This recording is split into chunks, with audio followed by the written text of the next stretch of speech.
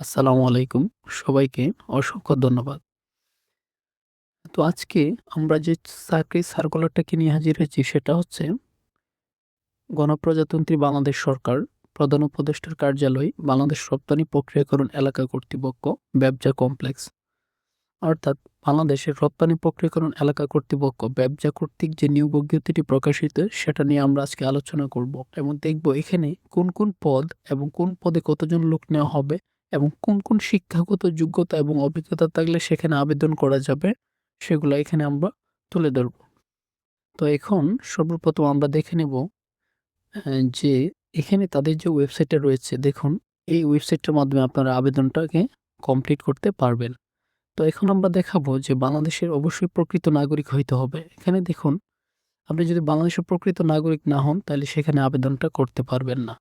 তাহলে এখানে আমার এই স্টেপটা গেল। তো এখন যে স্টেপটা আমরা দেখব, এখানে হচ্ছে আমরা ১ থেকে শুরু করে প্রায় এখানে ১ থেকে শুরু করে প্রায় এখানে ১৮টা পদ আমরা এখানে দেখতে পাচ্ছি। তো আপনারা অবশ্যই এই ১৮টা পদে আবেদন করতে পারবেন। তো এখন ১ নম্বর যে পদটা রয়েছে সেটা হচ্ছে সহকারী প্রকৌশলী পুরো। তো এখানে বেতন সংখ্যা দিবে ২২,০০০ টাকা থেকে শুরু করে ৫৩,০৬০ টাকা এবং যেখানে গ্রেড হচ্ছে নবম। পদের সংখ্যা রয়েছে এখানে ৬টি। আর যে সমস্ত শিক্ষা এবং অভিজ্ঞতা লাগবে সরকার কর্তৃক স্বীকৃত বিশ্ববিদ্যালয় হতে বিএসসি ইঞ্জিনিয়ারিং পুরো ডিগ্রি। তো এখানে এটা বলা হয়েছে। ২ নম্বর হচ্ছে আপনাকে আবেদন করতে গেলে ২ নম্বর যে পদটা হয়েছে সহকারী প্রকৌশলী বিদ্যুৎ। যেখানে ২২,০০০ টাকা থেকে শুরু করে প্রায় ৫৩,০৬০ টাকা পর্যন্ত আপনার বেতন হবে। আর সহকারী প্রকৌশলী সেটা হচ্ছে গ্রেড নবম ৯ এর একটি পদ। এখানে পদের সংখ্যা রয়েছে ২ টি। আর এখানে আপনাকে আবেদন করতে গেলে আপনাকে অবশ্যই সরকার কর্তৃক স্বীকৃত বিশ্ববিদ্যালয় হতে বিএসসি ইঞ্জিনিয়ারিং বিদ্যুৎ ডিগ্রি থাকতে হবে। তারপর এখানে ৩ নম্বর যে পদটা রয়েছে সেটা হচ্ছে সহকারী প্রকৌশলী যান্ত্রিক। ২২,০০০ টাকা থেকে শুরু করে ৫৩,০৬০ টাকা পর্যন্ত এখানে বেতন প্রদান করা হবে এবং সহকারী প্রকৌশলী যান্ত্রিক হচ্ছে গ্রেড ৯ এর একটি পদ। তারপর এখানে আমরা দেখে নেব যে এখানে পদের সংখ্যা কয়টি। এখানে হচ্ছে একটি পদ রয়েছে এবং এখানে বলা হয়েছে যে সরকার কর্তৃক স্বীকৃত বিশ্ববিদ্যালয় হতে বিএসসি ইঞ্জিনিয়ারিং যান্ত্রিক ডিগ্রি। তারপর ৪ নম্বর যে পদটা রয়েছে সেটি হচ্ছে সহকারী কম্পিউটার প্রোগ্রামার। যেখানে ২২,০০০ টাকা থেকে শুরু করে ৫৩,০৬০ টাকা পর্যন্ত এখানে বেতন স্কেল রয়েছে এবং সহকারী কম্পিউটার প্রোগ্রামার এটা হচ্ছে গ্রেড ৯ এর একটি পদ। তো আপনাকে এই পদে আবেদন করতে গেলে অবশ্যই আপনাকে BSc engineering in electrical and electronics অথবা BSc engineering in computer science and engineering অথবা কম্পিউটার সায়েন্সে ২য় শ্রেণীর স্নাতকোত্তর ডিগ্রি আপনাকে থাকতে হবে। তো সহকারী কম্পিউটার প্রোগ্রামারে কয়জন লোক নেওয়া হবে দেখুন, এখানে হচ্ছে একজন লোকের কথা এখানে বলা হয়েছে। তারপর এখানে ৫ নম্বর যে পদটা রয়েছে সেটা আমরা দেখে নিব যে এখানে হচ্ছে উপসহকারী প্রকৌশলী পুরো। যেখানে ১৬,০০০ টাকা থেকে বেতন দেওয়া হবে ৩৮,৬৪০ পর্যন্ত গিয়ে জিনিসটা বিদ্যমান থাকবে। এখানে হচ্ছে উপসহকারী প্রকৌশলী পুরো সেটা হচ্ছে গ্রেড ১০ এর একটি পদ, যেখানে পদের সংখ্যা থাকবে ৩ টি। ইঞ্জিনিয়ারিং পুরো এর ডিপ্লোমা থাকতে হবে। আপনি যদি ইঞ্জিনিয়ারিং পুরোর উপরে ডিপ্লোমা থাকে তাহলে এই পদে আবেদন করতে পারবেন। তারপর আমরা ৬ নম্বর পদটাতে যাচ্ছি, সেটা হচ্ছে উপসহকারী প্রকৌশলী যানবাহন। যেখানে ১৬,০০০ টাকা থেকে শুরু করে ৩৮,৬৪০ টাকা পর্যন্ত বেতন প্রদান করা হবে এবং এটা হচ্ছে গ্রেড ১০ এর একটি পদ। উপসহকারী প্রকৌশলী যানবাহন, এখানে একজন লোক নিয়োগ করা হবে এবং সেখানে ইঞ্জিনিয়ারিং যান্ত্রিক অটোমোবাইল ডিপ্লোমা থাকতে হবে। তারপর আমরা এখানে দেখে নেব ৭ নম্বর যে পদটা রয়েছে সেটা হচ্ছে সাব স্টেশন অ্যাটেন্ডেন্ট। যেখানে ১২,৫০০ থেকে শুরু করে ৩০,২৩০ টাকা পর্যন্ত এখানে বেতন রয়েছে এবং সাব স্টেশন অ্যাটেন্ডেন্ট হচ্ছে গ্রেড ১১ এর একটি পদ। এখানে পদের সংখ্যা রয়েছে ১৫টি এবং আপনাকে এখানে আবেদন করতে গেলে অবশ্যই ন্যূনতম বিজ্ঞান এইচএসসি সহ লাইসেন্স বোর্ডে এবিসি লাইসেন্স প্রাপ্ত হতে হবে এবং সংশ্লিষ্ট কাজে ২ বছরের চাকরির অভিজ্ঞতা অথবা diploma in electrical, diploma in electronics, diploma in power engineering এর সনদপ্রাপ্ত থাকতে হবে। আচ্ছা, এখানে ৭ পর্যন্ত গেল। তার মানে এখানে ৮ নাম্বারটা হচ্ছে স্টোর কিপার। যেখানে বেতন সংখ্যা 11,000 টাকা থেকে শুরু করে 26,590 টাকা পর্যন্ত হবে এবং স্টোর কিপারের গ্রেডটা হচ্ছে 13-র একটি গ্রেড, যেখানে 2 জন পদসংখ্যা নিয়োগ করা হবে। তো আপনি যদি স্টোর কিপার আবেদন করতে যান, অবশ্যই আপনাকে এখানে ন্যূনতম অনার্স কমপ্লিট করা থাকতে হবে এবং সংশ্লিষ্ট কাজে 2 বছরের চাকরির অভিজ্ঞতা থাকতে হবে। আচ্ছা, তারপর আমরা এখানে দেখে নিব যে 9 নম্বর যে পদটা রয়েছে সেটা খুবই গুরুত্বপূর্ণ একটি পদ এবং যারা ইন্টারমিডিয়েট কমপ্লিট করেছেন তারা এখানে আবেদনটা করতে পারবেন। তো বলা হয়েছে এখানে 10,200 থেকে শুরু করে 24,680 টাকা পর্যন্ত বেতন প্রদান করা হবে এবং অফিস সহকারী কাম কম্পিউটার হচ্ছে গ্রেড 14। আর এখানে লোক নিয়োগ করা হবে 6 জন, যেখানে আপনাকে এইচএসসি পাস এবং বাংলা এবং ইংরেজি কম্পিউটার টাইপে প্রতি মিনিটে 25 প্লাস হচ্ছে 30, অর্থাৎ বাংলায় আপনাকে 25, ইংরেজিতে আপনাকে 30 গতি সম্পন্ন অধিকারী হইতে হবে, অন্যথায় আপনি এখানে টিকবেন না। তারপর এখানে 10 নম্বর যে পদটা হচ্ছে সেটা হচ্ছে এখানে ড্রাফটসম্যান, যেখানে বেতন সংখ্যা 10,200 থেকে 24,680 টাকা পর্যন্ত এবং গ্রেড হচ্ছে 14-র একটি গ্রেড, যেখানে পদের সংখ্যা হচ্ছে 1টি।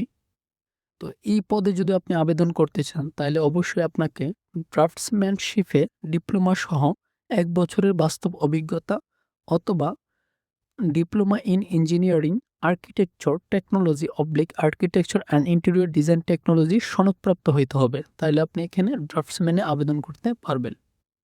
তারপর এখানে রয়েছে সার্ভেয়ার, যেখানে বেতন সংখ্যা 10,200 থেকে 24,680, এখানে বলা হয়েছে গ্রেড 14-র একটি গ্রেড এবং পদের সংখ্যা হচ্ছে এখানে রয়েছে 4টি। তো এই পদে আপনাকে আবেদন করতে গেলে এসএসসি পাস সহ সার্ভেয়ারশিপ সার্টিফিকেট অথবা ডিপ্লোমা ইন ইঞ্জিনিয়ারিং সার্ভিং সনদপ্রাপ্ত হইতে হবে। তারপর এখানে 12তম যে পদটা রয়েছে সেটা হচ্ছে পাম্প অপারেটর। তো এখানে পাম্প অপারেটর 9,300 থেকে শুরু করে 22,490 টাকা পর্যন্ত বেতন প্রদান করা হবে। আর যেটা হচ্ছে গ্রেড 16-র একটি পদ, এখানে পদের সংখ্যা রয়েছে 10টি। আর যে সমস্ত শিক্ষা লাগবে এখানে, যে এসএসসি পাস সহ লাইসেন্স বোর্ড হতে সি লাইসেন্স প্রাপ্ত এবং সংশ্লিষ্ট কাজে 3 বছরের বাস্তব অভিজ্ঞতা সম্পন্ন আপনাকে এখানে হইতে হবে। ঠিক আছে? তারপর এখানে রয়েছে গাড়ি চালক, তারপর রয়েছে ডিসপাস রাইটার, তারপর রয়েছে প্লাম্বার সহকারী এবং সেখানে 16তম রয়েছে মালি, 17তম সার্ভিস বয়, 18তে ইলেকট্রিক হেল্পার। তো এখন আপনারা অবশ্যই খেয়াল করেছেন যে আমি 11তম পদ পর্যন্ত আপনাদেরকে পড়ে শুনিয়েছি। আর 12, 13 12টা শুনিয়েছি, 13টা হচ্ছে গাড়ি চালক, সেখানে পদসংখ্যা 27টা রয়েছে, যেখানে আপনাকে 8ম শ্রেণী পাস এবং যানবাহন চালনায় সরকার কর্তৃক নির্ধারিত উপযুক্ত কর্তৃপক্ষ হতে লাইসেন্স প্রাপ্ত হইতে হবে। তো এখানে অবশ্যই আপনারা খেয়াল করেছেন যে এই পাশে হচ্ছে আপনার পদের নাম, তারপর নিচে হচ্ছে বেতন, তারপর এখানে গ্রেড এবং এখানে হচ্ছে পদের সংখ্যা প্লাস এখানে কোন কোন অভিজ্ঞতা বা শিক্ষা রয়েছে সেগুলো রয়েছে। আপনারা অবশ্যই এখান থেকে পড়ে নেবেন ভালোভাবে এবং আপনাদের যে সমস্ত শিক্ষা এগুলোর সাথে ব্যালেন্স হয় সে পদটাতে আপনারা আবেদন করবেন। তো আমরা আরও কিছু বিষয় এখান থেকে দেখে নিব। দেখুন, আপনি যদি এই পদে আবেদন করতে চান অবশ্যই আপনাকে এই শর্তাবলীকে মেনে আপনাকে আবেদন করতে হবে। আমি এটা একটু পড়ে শোনাচ্ছি যে নিয়োগের ক্ষেত্রে বিদ্যমান সরকারি বিধিবিধান এবং পরিবর্তিত ক্ষেত্রে প্রযোজ্য বিধিবিধান অনুসরণ করা হবে। 2 নম্বরে বলা হয়েছে চাকরিরত প্রার্থীদের যথাযথ কর্তৃপক্ষের পূর্বানুমতি গ্রহণপূর্বক আবেদন করতে হবে এবং মৌখিক পরীক্ষার বোর্ডে কর্তৃপক্ষের অনাতিপত্র দাখিল করতে হবে।